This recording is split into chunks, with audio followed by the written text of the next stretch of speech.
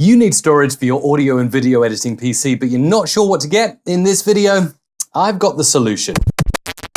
Hi, I'm Mike from musicradiocreative.com. Welcome to the ultimate audio PC build. As you can see, it's coming along quite nicely.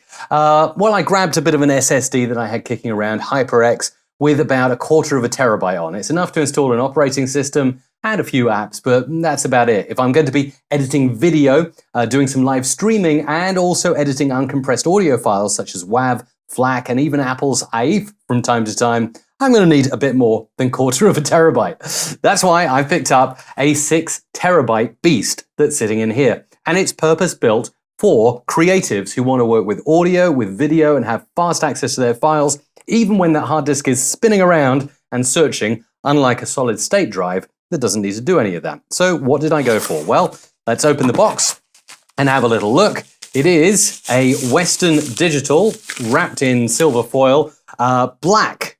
A Western Digital black 6 terabyte hard drive. And this one is really good. So you might get quite confused when you look online. You might see there are HDD, SDD merges like the FireCuda from Seagate. You might see all kinds of different brands around.